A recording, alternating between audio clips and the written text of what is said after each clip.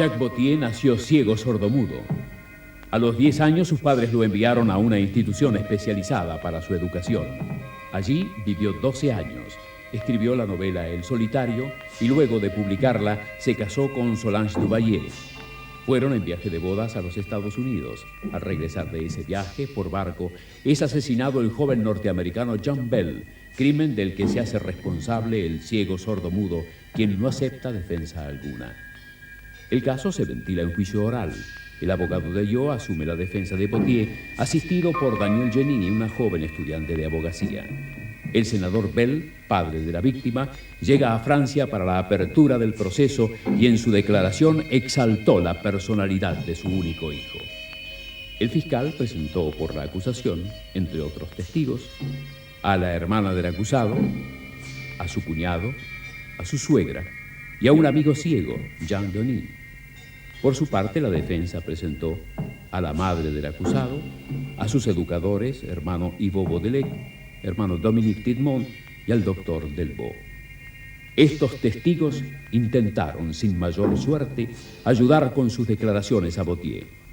El último testigo, Solange Vauthier, esposa del acusado, se prestó a participar de un experimento que la defensa consideró clave para el proceso.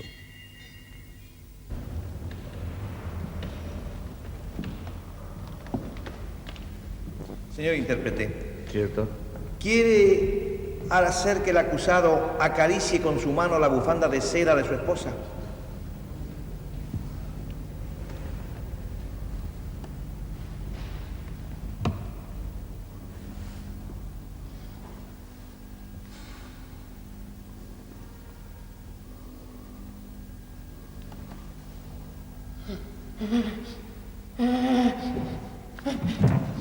Por fin habla. ¿Qué dice? Pregunta de qué color es la bufanda. Dígale que verde. Pero si es gris. Ya lo sé, pero la mentira es imprescindible. Dígale que la bufanda es verde.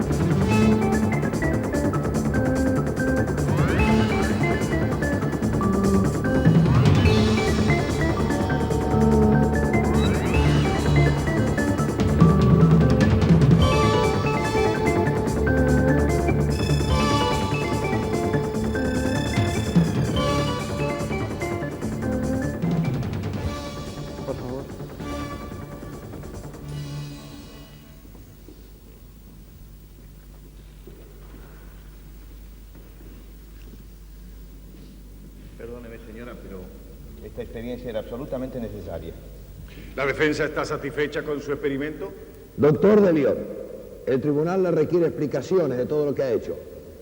Señores del tribunal, me comprometo a dar las explicaciones necesarias al iniciar el alegato de la defensa. De acuerdo.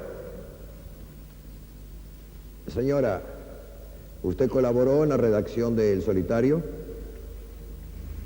Sí, señor presidente. Solo en los datos que Jack necesitaba para escribir su novela. Nada más. Ni siquiera inspirándole las críticas a la familia del héroe. Yo no soy responsable del juicio demasiado amargo que le merece a Jack su familia. Nunca traté de influir sobre él. Ni antes ni después de nuestro casamiento. Señora, el tribunal agradece su presencia. Puede retirarse.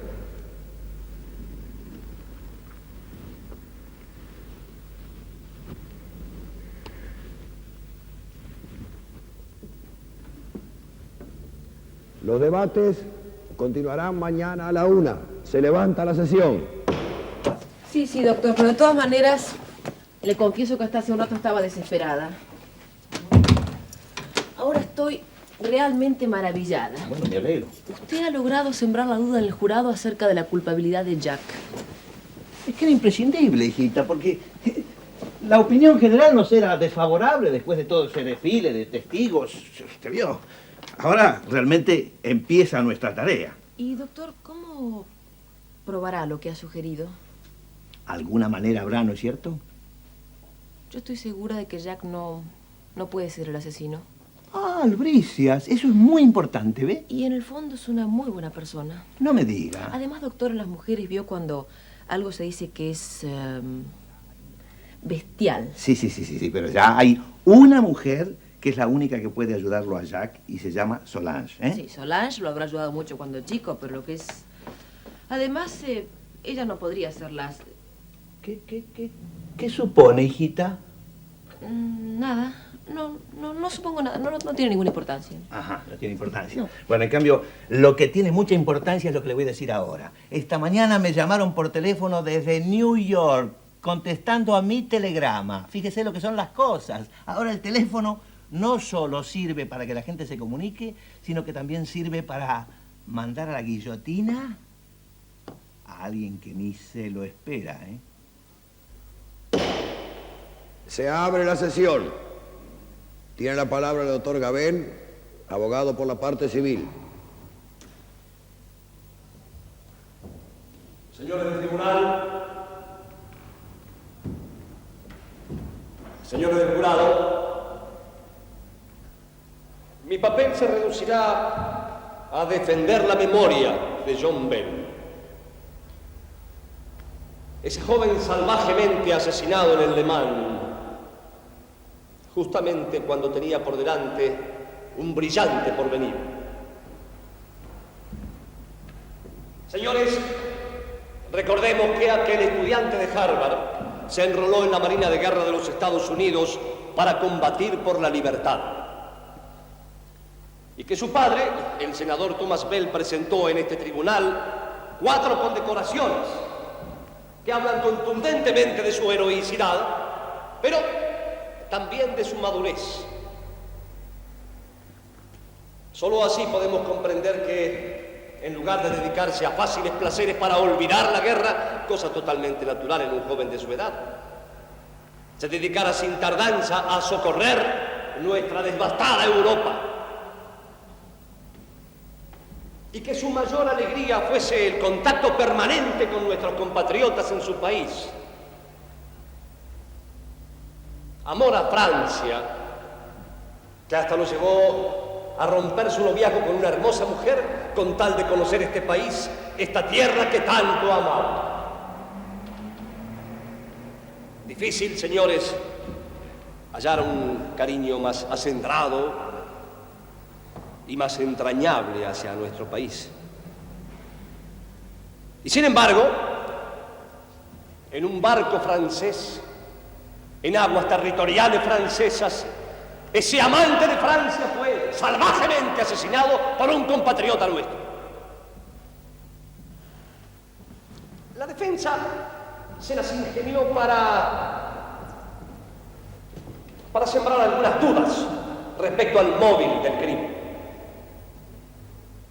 Trató de transformarlo en un enigma al estilo de esos folletines baratos que circulan por ahí. Pero ese enigma no es tal. El asesino ha confesado y en el lugar se han encontrado con exceso sus huellas. Pero, claro, este hombre con su triste historia nos conmueve. Seríamos tan insensibles para no compadecerlo. Él es ciego, sordo, mudo de nacimiento. Sí. Sí, eso es terrible. Pero eso no lo justifica de un asesinato, porque ningún rencor autoriza a cometer un crimen. La única excusa, si es que se puede excusar un crimen, es que el acto homicida haya sido llevado a cabo por una mente alterada. Y muchos fueron los que al iniciarse este proceso creyeron estar frente a un loco peligroso, frente a una persona no responsable de sus actos. Pero ese no es el caso de Gautier, como lo han demostrado numerosos testigos. Ese señor es solo una bestia aparente. Él sabe que produce una penosa impresión y se las ingenia para engañar con ella a todo el mundo. Simula constantemente buscando la compasión. Ahora, yo me pregunto, ¿pero quién se esconde tras esa máscara? Un intelectual. Sí, señores, un intelectual. Una persona absolutamente responsable de sus actos. Eso sí, es un buen actor. Es un buen actor. Ha convencido a algunos de que ha confesado su crimen para encubrir a un supuesto asesino que solo él conoce. Otro asesino. No tenemos demasiado con este, que tenemos que salir a descubrir otro. No, señores, no. El asesino ya lo descubrió el camarero Duval. Cuando abrió la puerta del camarote de John Benny, encontró a ese joven maravilloso, cubierto de sangre, y a ese señor con las manos ensangrentadas. El comisario de a bordo fue muy claro cuando nos informó de la confesión que Gautier dictó a su esposa. Yo lo maté y no me arrepiento. El profesor Delmont y el doctor Langlais certificaron bajo juramento que Gautier es un ser lúcido e inteligente. La hermana no se sorprendió de que ese señor se convirtiera en un asesino, ni su cuñado, ni su suegra. El decano Gaillard nos aseguró que Gautier posee una mente, recordemos, señores, superior. Pero fueron los testigos de la defensa quienes más insistieron en que Gautier posee todas sus facultades mentales y que ese crimen solo puede haber sido llevado a cabo por los ciegos celos que el acusado siente hacia cualquier hombre normal, tal como lo dijo el doctor Delbot. Por los ciegos celos que el acusado siente hacia cualquier hombre normal que se acercase a su mujer. En conclusión, señores del jurado, las pruebas, los testimonios y las confesiones son terminantes, no se contradicen nunca y fijan un único asesino de John Bell. Jacques Gautier.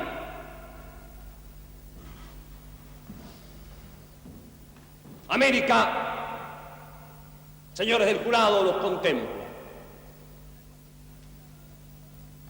Sepan mostrarse a la altura de la misión que se les ha encomendado y honren la memoria de la víctima, castigando con todo rigor al culpable. Solo así, la nación hermana, sedienta de justicia, seguirá respetando la justicia francesa.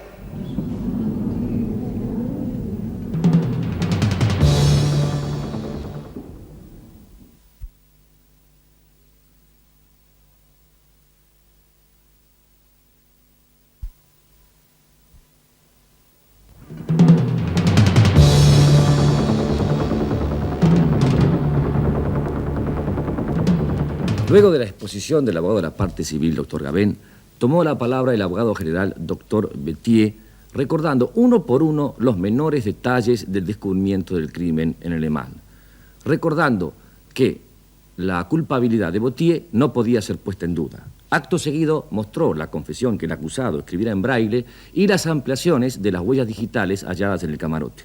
En este momento, el doctor Bettier sigue en el uso de la palabra. Es cierto. Hay un punto que puede parecer oscuro: el móvil del crimen. Descartamos, señores del jurado, que sea la obra de un sádico. El doctor Langlais, el profesor Delmont, el decano Gaillat, el hermano Baudelec, como bien lo señaló mi colega, demostraron no solo que Bottier es espiritualmente sano, sino que jamás procede a la ligera.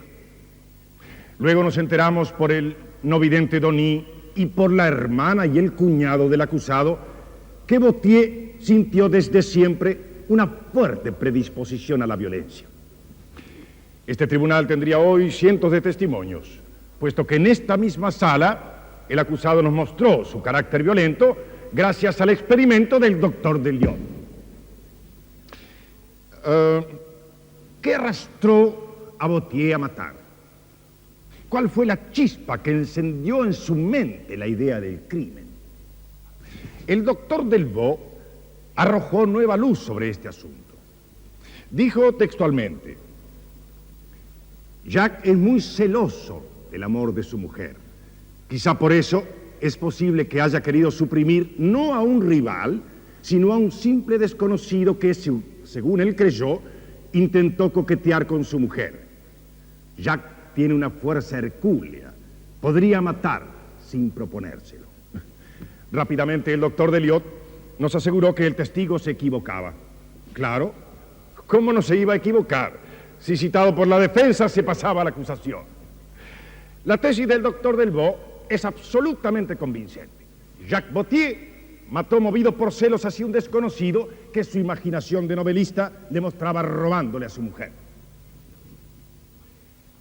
¿Por qué eligió a Belle y no a otro? Su mujer dijo que ni se conocían, intentando desesperadamente tratar de salvar al hombre que ama.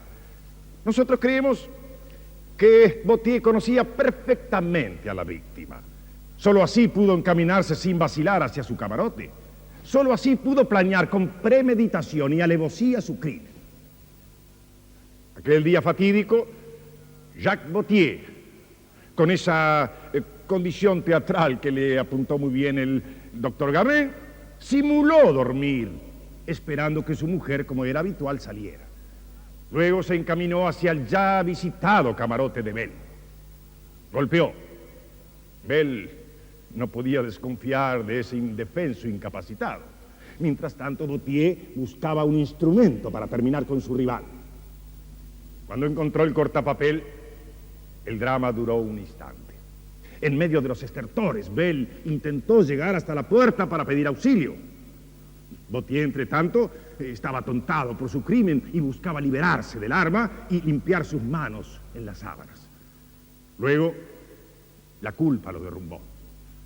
Así estuvo hasta que lo encontró el camarero Duval, descubriéndose de este modo este crimen brutal, inconcebible, producto de unos celos absurdos y sin sentido alguno. ¿Cómo se arraigaron esos celos en Bottier? Su mujer explicó aquí mismo que el acusado no tenía ningún conocimiento de la víctima y que dejó entrever, y eso lo suponemos con toda certeza, que John Bell jamás intentó propasarse con Solange Bottier, y esa esposa ejemplar, por otra parte, nunca pensó en engañar a su marido. Entonces, ¿cómo se anidaron esos celos en Bottier? Por el olfato. Jacques Bottier creyó encontrar en la ropa de su mujer el olor de John Bell. Su mente se llenó de tenebrosas fantasías. Los celos inundaron su alma hasta llevarlo a planear su venganza. Volvamos al incendio de la cabaña. El mejor amigo de Bottier, Jean Denis, nos explicó que con aquella acción incendiaria Botier había intentado matar a 2 personas por celos. Celos hay también en la descripción que hace de su familia en su novela. Celos son los que le impulsan a luchar denodadamente, tratando de superar a todos con su inteligencia para tenerlos de algún modo a sus pies. Este ser brutal comprendió que inspiraba una compasión hipnótica y que eso le permitía todo, hasta hacer el mal, hasta llevar adelante sus celos sin temor a represalia alguna. Porque claro, ¿quién se va a animar a castigar a un hombre que ha sufrido tanto? Solo alguien que tuviera una piedra en lugar de corazón. Y él se aprovecha de eso. Esto todos lo han pensado, pero nadie se ha animado a decirlo. Señores del jurado, las conclusiones son muy simples. El artículo 302 del Código Penal impone a todo crimen calificado y premeditado la pena de muerte. Pido a este tribunal que pronuncie la sentencia que la sociedad espera. Jacques Botier no puede beneficiarse de atenuantes. Se dirá que es una bestia. Sí, pero una bestia hipócrita, con una inteligencia superior que le permite vanagloriarse de su crimen del que no se arrepentirá jamás. Solo la pena de muerte será con digno castigo y hará justicia.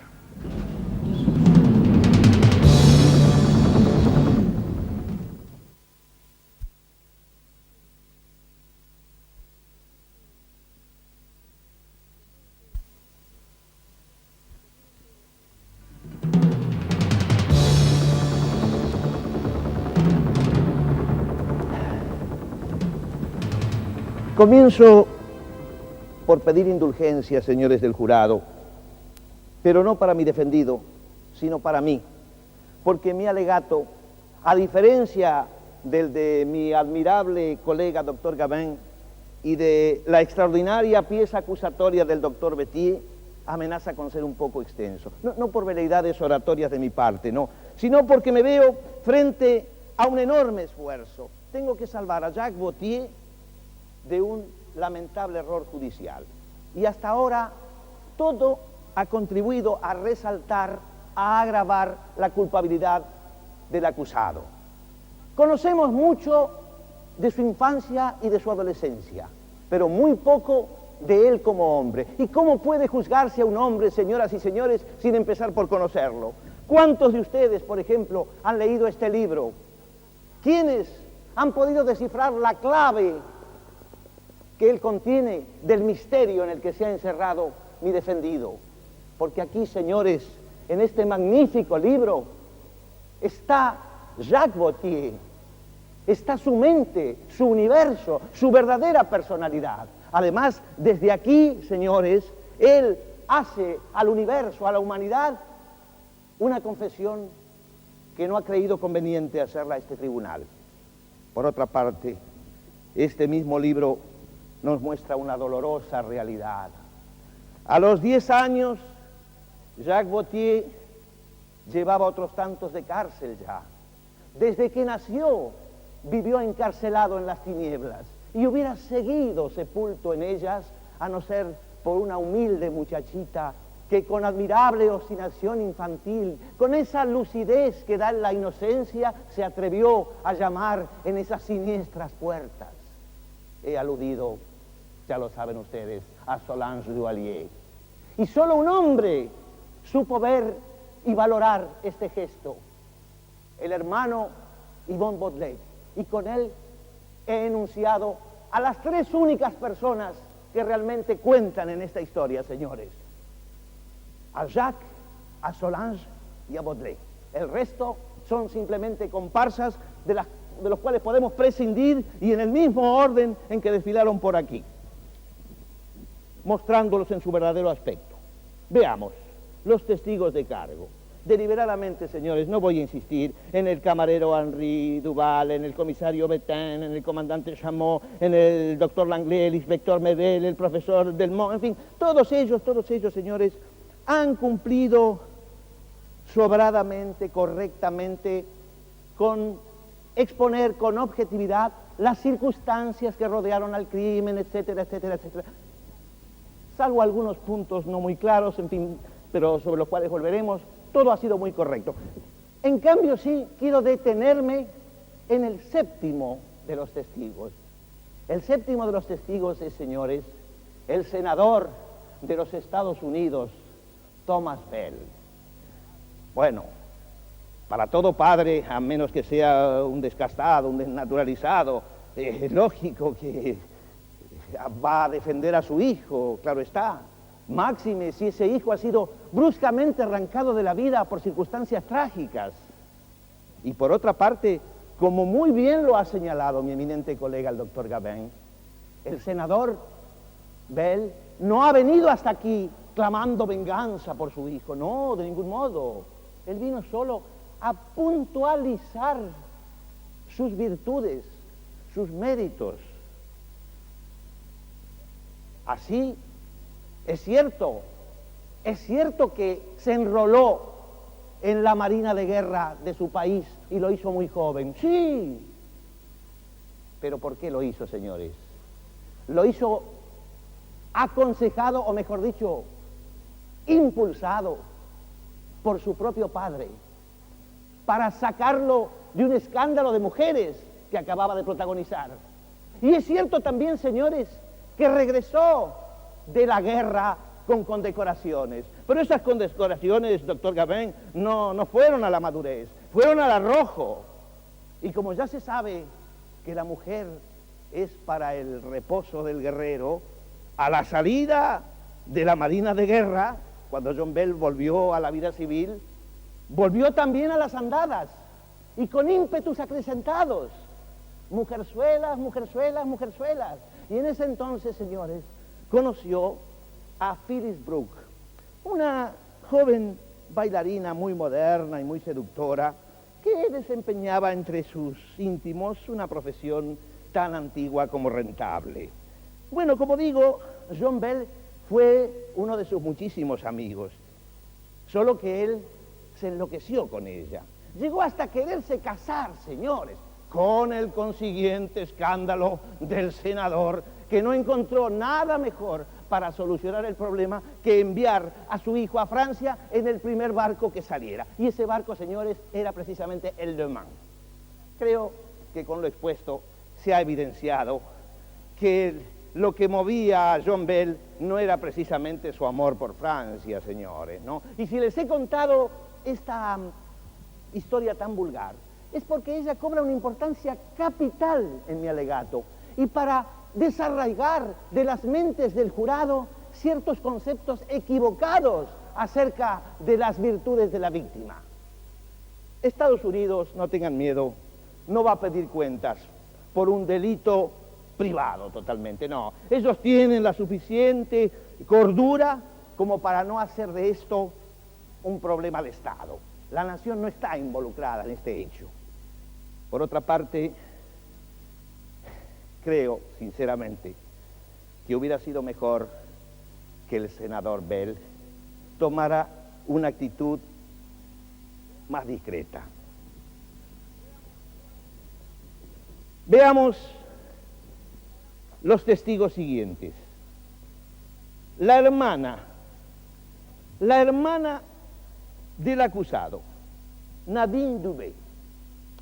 Yo no pongo en duda que mi defendido no la quiera, su hermana, no.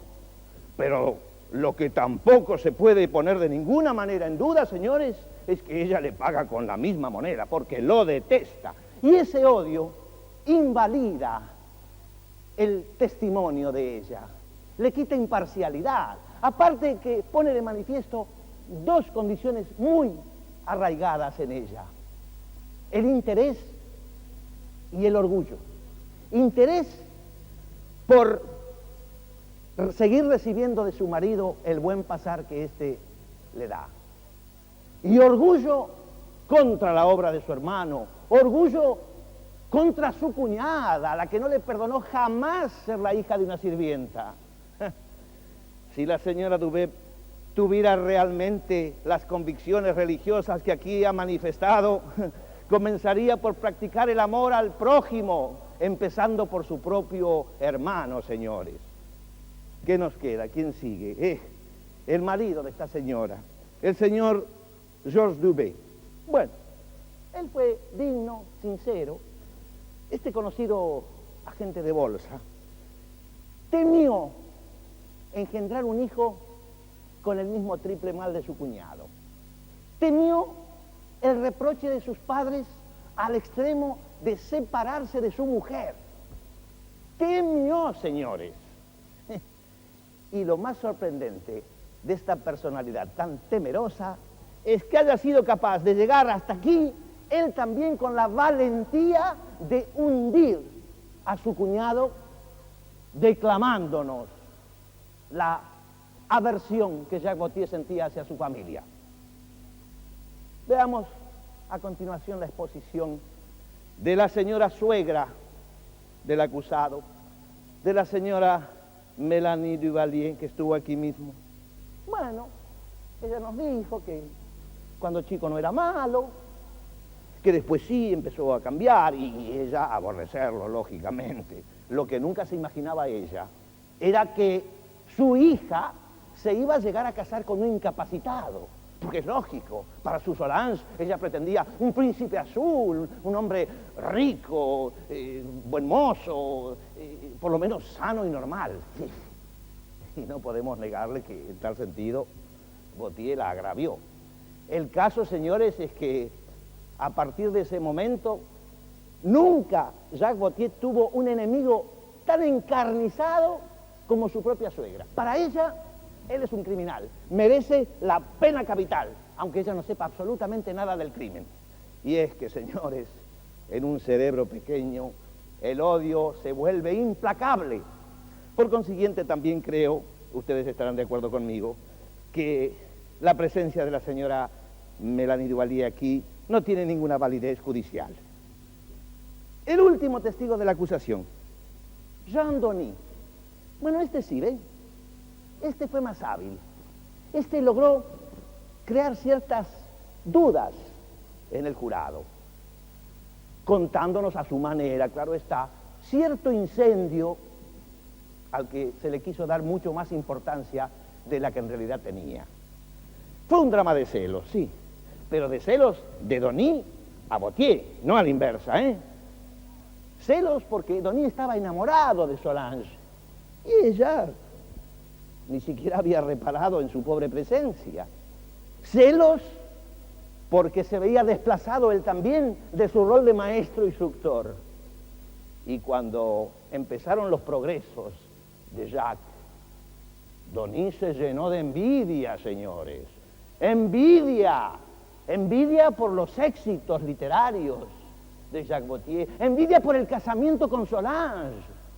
De manera que no les quepa la menor duda que haber venido hasta aquí ha sido su más tremenda venganza, aunque él pretendiera que lo hacía por conciencia, señores.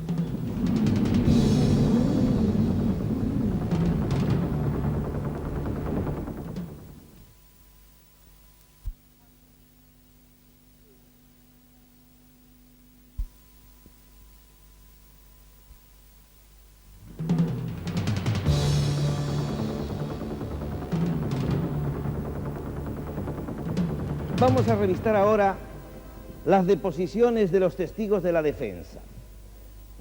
El afecto que demostraron hacia el acusado, más que satisfacernos en realidad, nos ha deprimido, porque en lugar de ayudarlo lo que hicieron fue crear serias dudas en el jurado. Aquí estuvo, por ejemplo, Simone Gautier, señores, una madre arrepentida por no haber atendido lo suficientemente a su hijo durante la infancia. Y su falta fue grave, sin duda, porque una madre que abandona a su hijo en la desgracia es un monstruo. Y eso lo captó el niño instintivamente. Entonces sintió hacia ella un rechazo, primero indiferencia, pero luego se le hizo francamente odiosa. De manera que todo intento de acercamiento entre uno y otro estaba condenado al fracaso. Por otra parte, Simone Gautier sintió herido su orgullo en dos ocasiones especialmente. Una, al verse reemplazada en el afecto de su hijo por el hermano Yvon Baudelaire. Y otra, al ver mezclado su apellido con este crimen. Bueno, ustedes dirán, entonces, sabiendo yo todo esto, ¿por qué razón la he citado nada menos que como testigo de la defensa. Y mi respuesta es, señores, porque en el fondo seguiré creyendo que el lugar de una madre será siempre el campo de la defensa de su hijo. Por otra parte, desde su infancia, Jacques se vio rodeado por monstruos familiares, pero uno de ellos, su madre, ha logrado redimirse aquí, ya que, como ella muy bien lo demostró, para una madre sabe realmente ella, adivina si el fruto de sus entrañas es capaz de matar o no, y ella lo dijo bien claramente. No olvidar esto, señores del jurado, lo dijo muy claramente: mi hijo es inocente. Eso es lo más importante. Pasemos a otro testigo. El hermano portero, Dominique Timon. Este simpático y pintoresco personaje, permítanmelo llamar así, ha dicho algo muy importante, señores, ojo, ¿no? Nos ha señalado que Jacques Gautier tiene ideas muy personales, muy singulares acerca de los colores, y esa teoría fue precisamente la que me hizo pensar, concebir y realizar la experiencia de la bufanda que ustedes vieron aquí. Ustedes recordarán que cuando mi defendido creyó que la bufanda era verde, tuvo un acceso de nervios. ¿Y por qué esa repulsión? Precisamente porque el color verde, señores, le provoca un recuerdo muy desagradable, un horrible recuerdo. Yo mismo la hice venir a la señora Solange provista de esa bufanda de seda, porque tuve bien en claro, por lo dicho por el hermano Dominique, que esa confusión de colores jugaba un papel importantísimo en el crimen. Pasemos ahora a otro de los testigos, precisamente el último que me queda, el doctor Delvaux. Bueno, el doctor Delvaux, con su mejor buena voluntad, con su condición de hombre de ciencia, que quiso buscarle por lo mismo una salida racional a esto, a pesar de todo eso, con toda su buena fe, lo único que logró fue crear nuevas dudas, porque en el fondo les voy a confesar, señores, en su fuero íntimo el doctor Delvaux estaba convencido de la culpabilidad de mi defendido, y eso lo supo capitalizar, aprovechar magníficamente el doctor Bettier, no cabe ninguna duda. Pero ambos, se lo digo ahora al doctor Bettier, y se lo hubiera dicho al doctor Delvaux, y si está por ahí me dirá, ambos estaban rozando la verdad, porque la verdadera culpa de este hombre, señores, es la de querer aparecer denodadamente como autor de un crimen que no ha cometido, impulsado por el inmenso amor que siente por su compañera. Porque Solange Gautier es el personaje número 1 del drama del Le Mans. No, Jacques Gautier. Yo voy a demostrarle que su esposa no ha matado y que por consiguiente, de una buena vez por todas, usted debe salir de esa heroica mentira en que se ha encerrado. Solange Gautier es culpable, señores, sí, pero de algo que nosotros no podemos juzgar aquí. Y si usted, Gautier, hubiera colaborado, me habría evitado ahora la amarga obligación de tener que revelar públicamente algo que hubiera preferido ignorar para siempre. Solange Gautier, señores del jurado, sabía que su marido la creía autora del crimen a ella y que prefería suponerla una asesina antes que una mujer capaz de traicionarlo a él. Porque Gautier quiso salvar a toda costa a esa admirable mujer fiel hasta el punto de llegar a matar a un rival que pretendió violentarla. Y por ese entrañable amor, Gautier ha venido guardando silencio. Pero ese silencio, señores, ya no tiene sentido desde que afirmamos que el verdadero asesino, el que mató a John Bell, es una tercera persona. Porque, insisto, ya lo dije muchas veces, 3 personas tenían interés en matar a John Bell. Vauthier para eliminar a un rival, Solange para borrar un recuerdo que la atormentaba, y el verdadero asesino, por los motivos que ya nos dirá él mismo cuando lo tengamos sentado allí. El doctor Gabin tiene razón. Vauthier simula, Vauthier miente, también Solange miente. Ambos dijeron que no conocían a John Bell, y lo conocían muy bien, señores, muy bien. Mis informantes de los Estados Unidos me dicen que John Bell, tan vinculado a los círculos franceses, tenía una gran amistad con los esposos Vauthier, amistad que ellos no retribuían. Creo, señor presidente, que este es el momento oportuno para pedir que comparezca nuevamente la testigo Solange Vauthier. Una declaración complementaria va a servir mucho para ver qué tipo de relación tenían los Vauthier con John Bell. El tribunal accede a la demanda de la defensa. Pasaremos a cuarto intermedio para que se busque a la señora Solange Vauthier. No es necesario. Estoy aquí.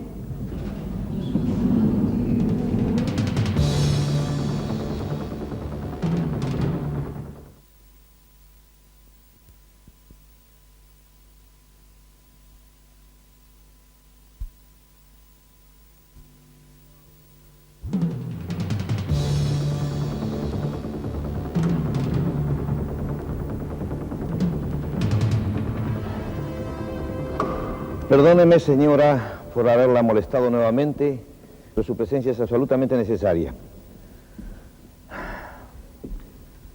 Usted, señora, mintió. Mintió al decir que no conocía a John Bell. Usted lo conoció hace más de un año, en ocasión de que su esposo pronunciara una conferencia en Cleveland y que él le sirviera de chofer, por decir así, al llevarlos en su auto de un lado al otro. Era un hombre apuesto y que podía mirarla y admirarla. ¿O me va a negar usted que surgió entre ambos una entrañable amistad? Perdóneme, Vauthier, por revelarle todo esto, pero me veo obligado a pronunciar el alegato más triste que jamás haya dicho defensor alguno. Usted, Solange, se casó por piedad, ya que en cambio completamente enamorado. Usted tuvo compasión y llegó un día en que toda la inferioridad de su esposo se le manifestó crudamente. ¿Cómo no comprenderlo? Fue entonces cuando usted acudió al hermano Baudelaire y él consiguió tranquilizarla, hacerla sobrellevar esas primeras desilusiones. La vida comenzó a brindarle cierta esperanza al matrimonio. Ese viaje a los Estados Unidos demostraba que la dicha era posible, hasta que se cruzó en su camino John Bell. Usted puso distancia, pero él comenzó a llenarla de atenciones cada vez más solícitas. Y por su parte, Jacques no creía que usted pudiera serle infiel. Pero las cosas, señora, se precipitaron. Y si bien es cierto que su dicha fue muy breve, no es menos cierto que fue completa. Usted fue su amante.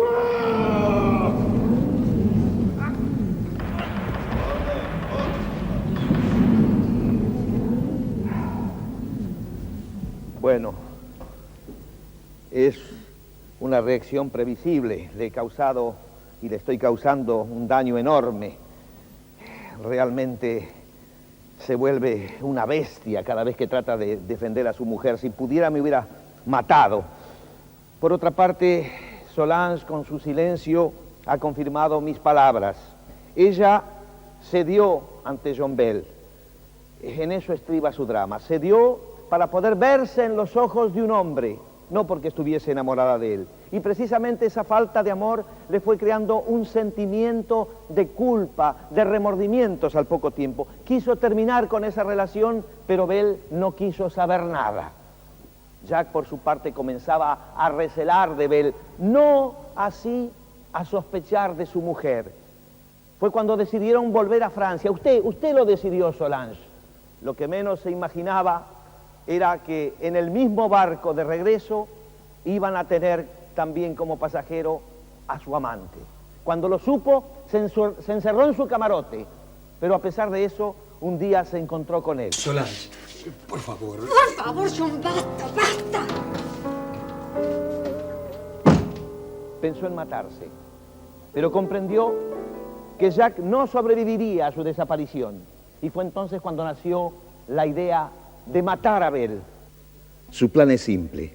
Golpeará la puerta. Bell creerá que va en busca de pasión. A solas con él tratará de convencerlo de que la deje tranquila. Si se niega, usará su revólver.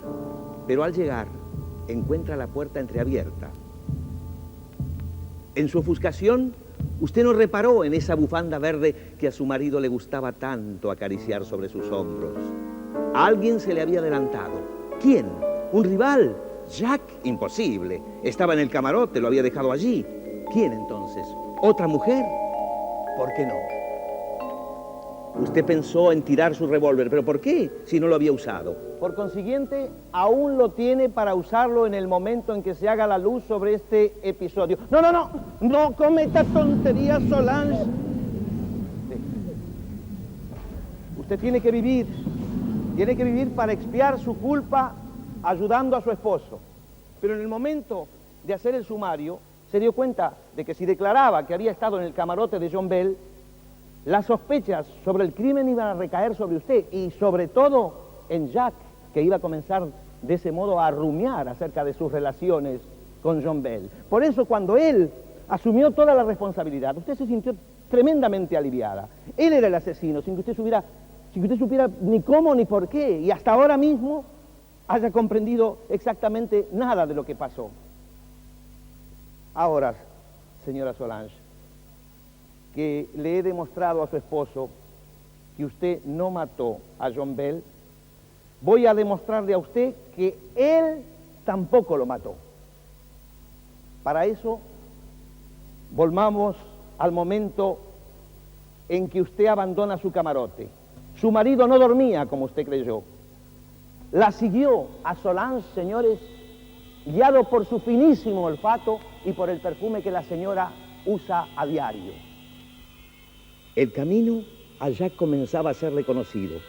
Iba hacia el camarote de Bell y Jack, consternado, celoso, pensó en matarlo. El odio crecía, solo quería llegar allí. Pero al llegar tuvo un instante de desconcierto. El perfume se esparcía por todas partes. Finalmente se decidió. Buscaba el cuerpo de su enemigo, de sus enemigos, porque también Solange era culpable. Él quería estrangular a cualquiera de los dos. Estrangular, digo bien, porque si Gautier hubiera matado, lo habría hecho con sus manos, jamás con un cortapapeles o con un revólver.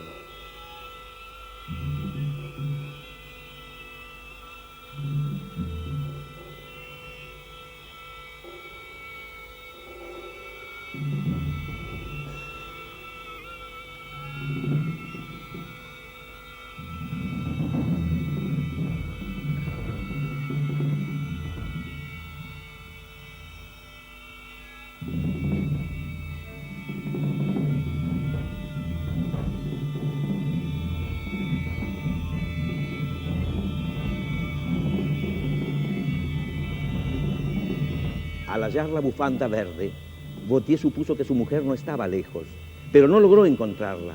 Entonces, súbitamente, se lo explica todo a su modo. Bell arrastró a Solange hacia su camarote. Ella se defendió valientemente con ese cortapapeles. En su ofuscación perdió esa bufanda.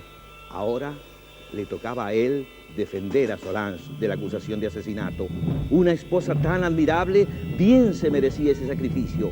Él la sustituiría. Él confesaría el crimen.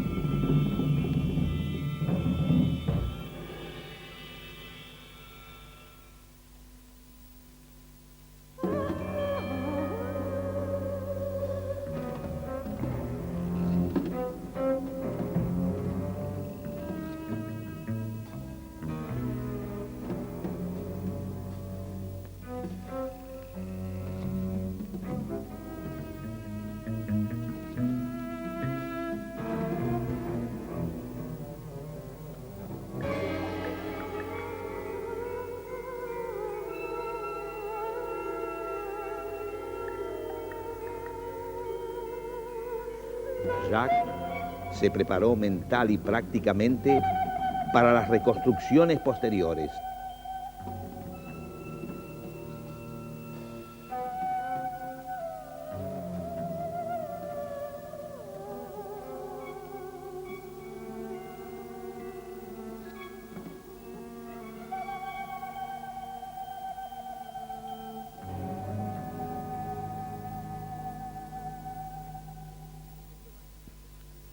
Debía marcar con su firma el crimen y para producir la impresión de que Bell se había defendido, arrastró el cadáver de su lugar.